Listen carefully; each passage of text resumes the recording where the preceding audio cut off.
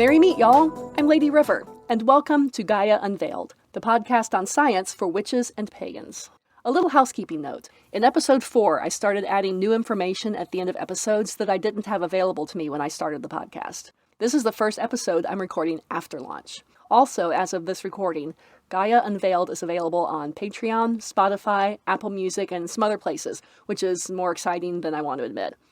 I am so grateful for all your support, the downloads, the words of encouragement, and the fact that beginning this episode, I'm not talking into a void. I'm talking to you, and that feels really good. So, thank you. Last time was all about the increase of numbers of species in the Cambrian explosion 500 million years ago, resulting in the first multicellular organisms like plants, fungi, and animals. This separation happened so early and at so basic a level of life that we animals still have chemical processes in common with plants and fungi, like the grains that make our cakes, and the fungi that make the wine, beer, and/or mead that can be found in many of our rituals. Many of you likely have some bubbling away in the basement right now and are pretty familiar with how the yeasties do.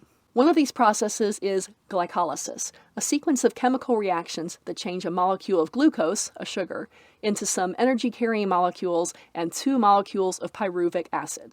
This happens in nearly every single living organism. It's one thing we share in common with even our most distant relations. Our cells eat sugar, 1 molecule at a time, whether you're an oak tree over a nice circle spot, a priestess chowing a quick chocolate bar before circle because she had no time to eat a proper meal, or a yeasty beastie burping alcohol in a wine casket for some future ritual.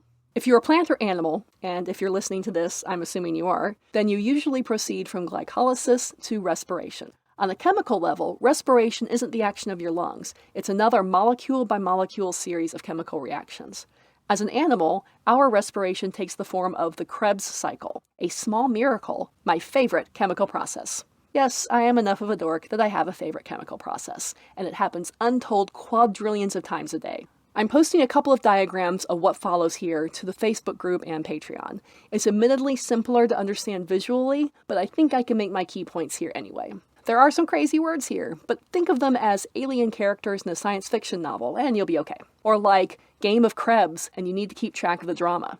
Spoiler, pyruvate dies. Of course, because they were your favorite.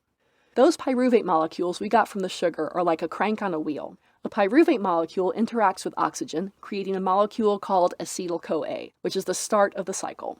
It interacts with, and remember this, oxaloacetate. Oxaloacetate. Oxaloacetate reacts with an enzyme and becomes citric acid.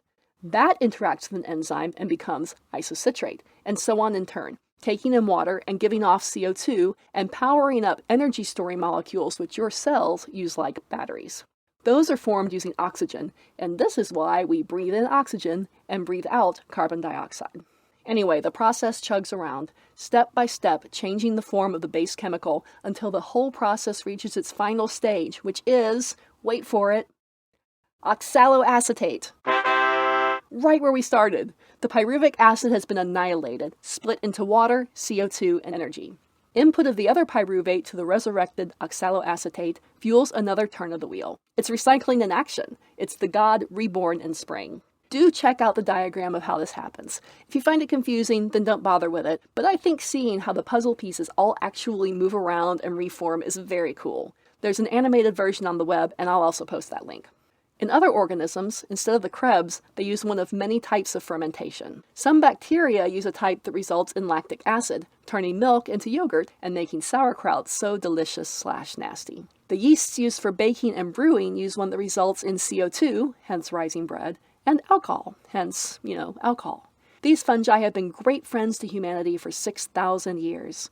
The argument still rages about whether it was bread or beer that first motivated us to settle down into villages, to grow the grain that the yeast required so that we wouldn't have to do without a vital foodstuff. Or bread. But either way, it was for the yeast. Now, here's the really cool bit. In certain circumstances, such as overworking a muscle, our cells need so much energy that they can't make the Krebs cycle happen fast enough, no matter how we huff and puff. So they have to use a process like yogurt bacteria do to get energy. You'll remember the result was lactic acid, which our muscles can't recycle or get rid of very well. The buildup of that chemical is what makes our muscles hurt. They're full of yogurt, but without the yummy dairy. Life, in a most basic, literal way, is both cyclic and linear. John Barleycorn's sacrifice on the altars of bread, Krebs cycle, beer vat happens every year, but not quite exactly the same. To make use of his gifts, we too must be both cyclic and linear. We must undergo transformations, often fueled by sacrifice, that alter us unrecognizably, until we find ourselves back at the beginning, but with something to show for it. The question to ask ourselves is, what is the fuel that lets us move down our trails and turns the cycles we participate in? And what decides if a linear or cyclic path is appropriate? And when do we get so tired of pondering spiritual and scientific questions that the only thing to do is have a sandwich and a beer and toast John Barleycorn for being such a sneaky bastard as to make us think? Thanks for joining me on another Gaia Unveiled. Opening and closing themes are Magic Trance by Julius H. and Magic Event by Christian Bodie, respectively, both courtesy of Pixabay.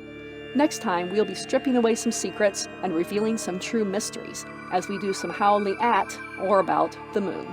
See you then. Keep reasoning, and blessed be.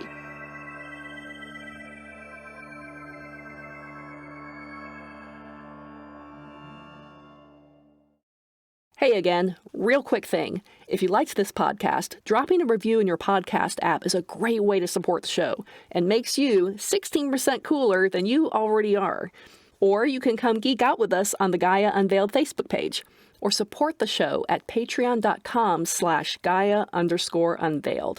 If you can spare a few bucks a month, you get some nifty rewards, and I get a personal connection with you that helps me make the show even better.